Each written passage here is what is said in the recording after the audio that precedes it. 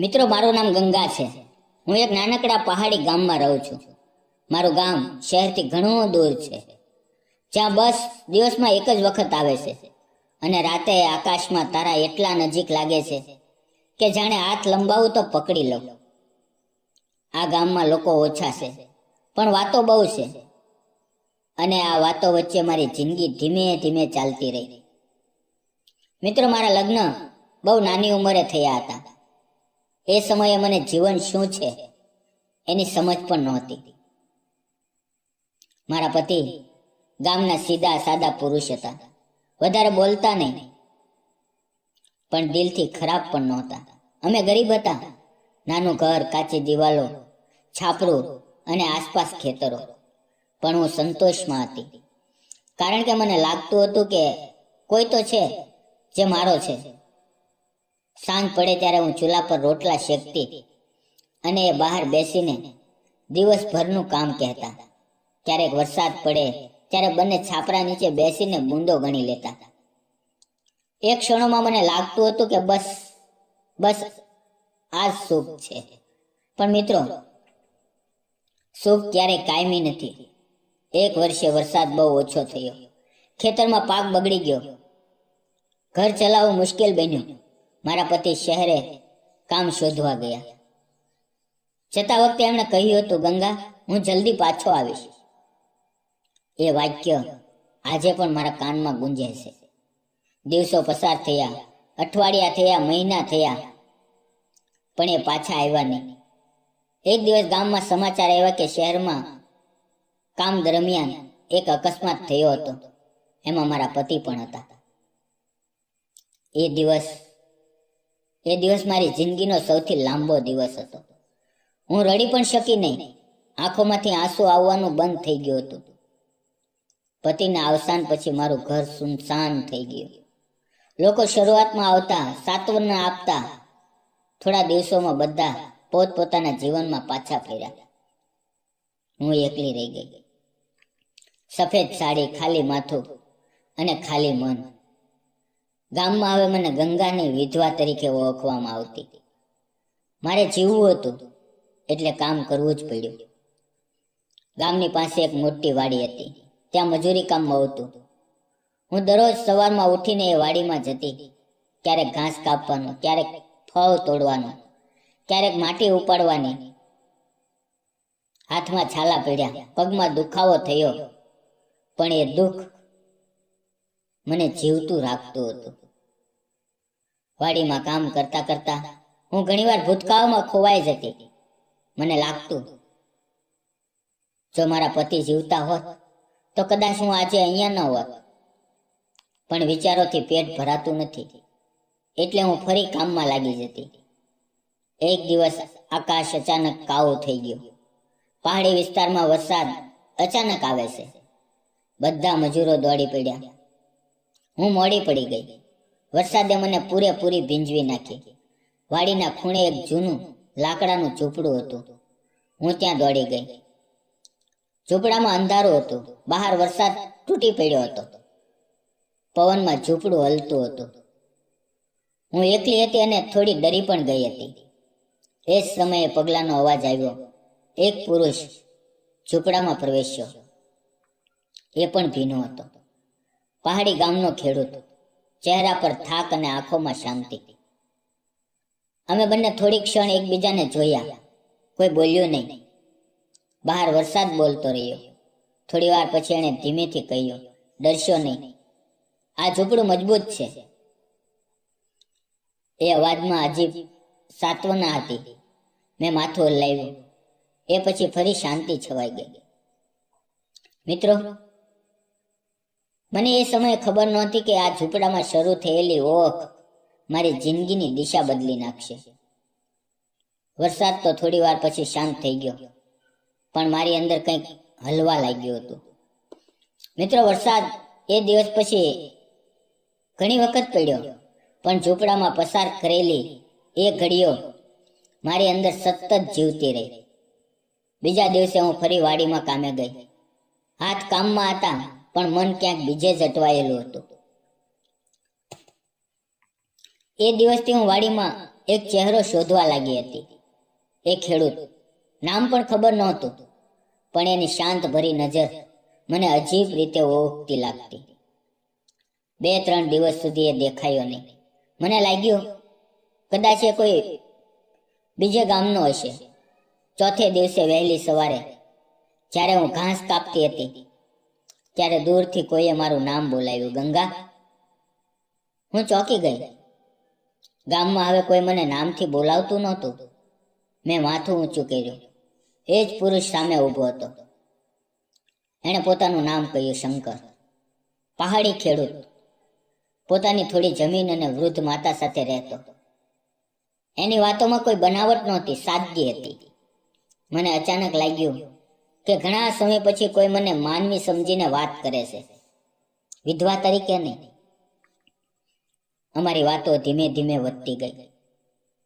શરૂઆતમાં માત્ર કામ, પછી ગામની વાતો, પછી જીવનની. એ મારી સાથે વધારે પૂછપરછ કરતો નહોતો, પણ જ્યારે હું કંઈ કહું ત્યારે ધ્યાનથી સાંભળતો. એ સાંભળવાની આદત મને ખૂબ ગમી. એક દિવસ વાડીમાં કામ કરતા કરતા મારા હાથમાં ઊંડી ચોટ લાગી. લોહી વહેવા લાગ્યો. હું દુઃખથી બેસી પડી. શંકરે તરત કામ છોડ્યું. એણે પોતાનો રૂમાલ ફાડીને મારી ચોટ બાંધી. એ સ્પર્શમાં દયા હતી, લાલચ નહીં. એ ક્ષણે મારી આંખો ભીની થઈ ગઈ. એ સાંજે હું ઘરે પાછી ફરી ત્યારે મનમાં અજીબ ઉથલ-પાથલ હતી. વર્ષો પછી કોઈ પુરુષનો સ્પર્શ મને અપમાનજનક લાગ્યો નહોતો, પણ એ સાથે સમાજનો ડર મનમાં ઘૂસી ગયો. વિધવાને પ્રેમ કરવાની છૂટ નથી. આ વાક્ય મને બાળપણથી શીખવાયું હતું. મિત્રો, રાતે મને ઊંઘ આવી નહીં. પતિની યાદો આંખ સામે આવતી રહી. મને લાગ્યું કે શું હું કોઈ ગુનો કરી રહી છું? શું હું મારી વિધવાપણાની સજા પોતે જ ભોગવી જોઈએ? દિવસો પસાર થયા. શંકર સાથે મુલાકાત હવે રોજ થવા લાગી. ક્યારેક ખેતરની મેળે બેસીને વાતો, ક્યારેક વાડીના ઝાડ નીચે થોડી છાયા. એ ક્યારેક પ્રેમની વાત લાવ્યો નહીં. કદાચ એ પણ મારી સ્થિતિ સમજતો હતો. એક દિવસ હું હિંમત કરીને બોલી, લોકો શું કહેશે, એનો તમને ડર નથી? એ થોડી વાર ચૂપ રહ્યો, પછી બોલ્યો, લોકો તો બોલશે જ ગંગા. ગંગા, આપણે જીવીએ કે ન જીવીએ, લોકો બોલશે. પ્રશ્ન એ છે કે આપણે પોતાની જિંદગી પોતાની રીતે જીવવી છે કે નહીં. એ શબ્દોએ મને અંદરથી હલાવી નાખી. એ જ સમયે મારા ભૂતકાળની વાતો બહાર આવવા લાગી. મેં એને મારા પતિ વિશે કહ્યું, અકસ્માત વિશે કહ્યું, અને એ દિવસ વિશે પણ કહ્યું જ્યારે મારી ઓળખ માત્ર વિધવા બની ગઈ. શંકર કઈ બોલ્યો નહીં. એ બસ મારી સામે બેસીને મારી વાતો સાંભળતો રહ્યો. એની આંખોમાં દયા નહોતી, સમજ હતી. એ દિવસ પછી મારી અને શંકર વચ્ચે કંઈક બદલાઈ ગયું. વાતોમાં નરમાશ આવી, નજરોમાં પ્રશ્નો આવ્યા. એક સાંજે અચાનક વરસાદ ફરી શરૂ થયો. અમે બંને ખેતરના મેળે હતા. વરસાદમાં ભીંજાતા અમે ફરી એ જ ઝૂંપડામાં પહોંચ્યા. ઝૂંપડામાં આ વખતે અંધારું ઓછું લાગતું હતું. કદાચ ઓળખ વધી ગઈ હતી. વરસાદના અવાજ વચ્ચે શંકરે ધીમેથી કહ્યું, ગંગા, ગંગા, હું તને કોઈ વચન નથી આપી શકતો, પણ એટલું કહી શકું કે તમારી સાથે અણગમો નહીં, આદર છે. એ કહેતા તેનો હાથ અચાનક મારા હાથને સ્પર્શી ગયો. મારો શ્વાસ અટકી ગયો. મેં હાથ ખેંચ્યો નહીં. એક ક્ષણમાં મને સમજાયું કે હું એને પસંદ કરવા લાગી છું. પ્રેમ શબ્દ બોલાયો નહીં, પણ લાગણી સ્પષ્ટ હતી. પણ મિત્રો, પ્રેમ કરતા પહેલા સમાજ આવે છે, અને સમાજ સહેલો નથી. ગામમાં વાતો શરૂ થઈ. વાડીમાં કામ કરતી એક વિધવા અને એક ખેડૂત. લોકો નજર રાખવા લાગ્યા. એક દિવસ ગામની એક સ્ત્રીએ મને તીખી વાત કરી. એ દિવસ હું તૂટી ગઈ. ઘરે આવીને ઘણું રડી. એ રાત્રે મેં નક્કી કર્યું કે શંકરને આ બધાથી દૂર રાખીશ. બીજા દિવસે મેં શંકરને મળવાનું ટાળ્યું. એને સમજાઈ ગયું. સાંજે અમારા ઘરની બહાર આવ્યો. એણે કંઈ કહ્યું નહીં, બસ એટલું કહ્યું, જો હું તમને દુઃખ આપતો હોઉં તો કહેજો. એ વાક્ય મારી દિવાલ તોડી નાખી. મિત્રો, જ્યારે મન કોઈ નિર્ણય તરફ વળે છે ત્યારે સૌથી પહેલા ડર સામે આવે છે. શંકરના શબ્દો પછી હું આખી રાત સૂઈ શકી નહીં. ઘરની કાચી દિવાલો મને નજીક આવીને દબાવતી લાગતી હતી. મને લાગ્યું કે જો હું આગળ વધું તો આખું ગામ મારી સામે ઊભું રહેશે. સવાર પડતા પડતા હું વાડીમાં ગઈ નહીં. એ દિવસ કામ કરતા વધારે વિચારો નહોતો. ઠંડો લોટ, આંખોમાં ઉથલ પાથલ, પતિની તસવીર સામે નજર ગઈ. મેં ધીમેથી કહ્યું, જો તું આજે જીવતો હોત તો શું મને ફરી જીવવાની છૂટ આપત? કોઈ જવાબ નહોતો, પણ મન થોડું હળવું થયું. શંકર બીજા દિવસે ફરી આવ્યો. આ વખતે ખેતરમાંની સીધો મારા ઘરની બહાર. ગામના 2-4 લોકો એ જોઈ ગયા. વાતો ઝડપથી ફેલાય. શંકરે સ્પષ્ટ શબ્દોમાં કહ્યું, ગંગા, ભાગવા માટે હું નથી આવ્યો. જો તું તૈયાર હો તો હું તને આદરથી સમાજ સામે ઊભા રહીને સ્વીકારવા માંગુ છું. એ શબ્દમાં કોઈ લાલચ નહોતી, જવાબદારી હતી. એ દિવસ પછી વિરોધ શરૂ થયો. ગામના મોટા માણસોએ મને બોલાવી. એમણે કહ્યું કે વિધવાએ ફરી લગ્ન કરવું પાપ છે, ગામની ઇજ્જત જશે. મેં પહેલી વાર મૌન તોડ્યું. મેં કહ્યું, મેં કોઈનું ઘર તોડ્યું નથી, હું ફક્ત જીવવા માંગુ છું. મારો અવાજ ધ્રુજતો હતો, પણ શબ્દો સાચા હતા. શંકર પણ પાછો રહ્યો નહીં. એણે પોતાના પરિવાર સામે વાત મૂકી. એની માતા શરૂઆતમાં ચૂપ રહી. પછી એક દિવસ એણે મને બોલાવી. મેં એના પગે હાથ મૂક્યા. એણે મને ઊભી કરીને કહ્યું, બેટી, જો તું મારા દીકરાને સાચો સાથ આપીશ તો સમાજના ડરથી હું તને નકારી શકું નહીં. એ દિવસ મને માતૃત્વની નવી વ્યાખ્યા મળી. ગામમાં વિરોધ વધતો ગયો.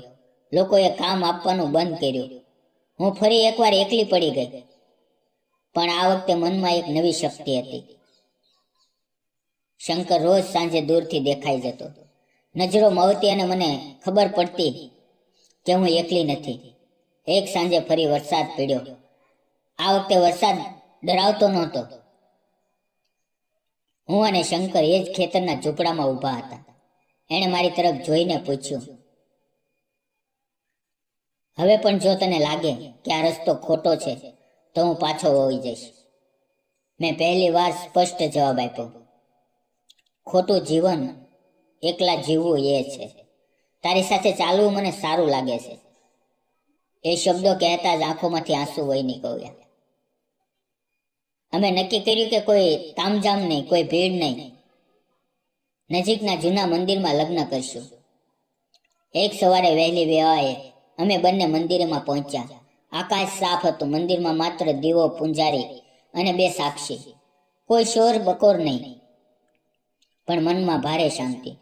પૂંજારીએ મંત્ર બોલ્યા. શંકરે મારી માંગમાં સિંદૂર પૂર્યું. એક ક્ષણ મને લાગ્યું કે વર્ષો પછી હું ફરી કોઈની પત્ની બની નથી. હું ફરી એક સ્ત્રી બની છું, જીવતી, લાગણી ધરાવતી. લગ્ન પછી અમે ગામમાં પાછા ફર્યા. લોકો નજરે જોયું. કોઈએ મોઢું ફેરવ્યું, કોઈએ શાંતિ રાખી. સમય પોતાનું કામ કરે છે. ધીમે ધીમે વિરોધ ઓસર્યો. લોકો સમજવા લાગ્યા કે હું કોઈ પાપ નથી કરતી, હું ફક્ત જીવતી હતી.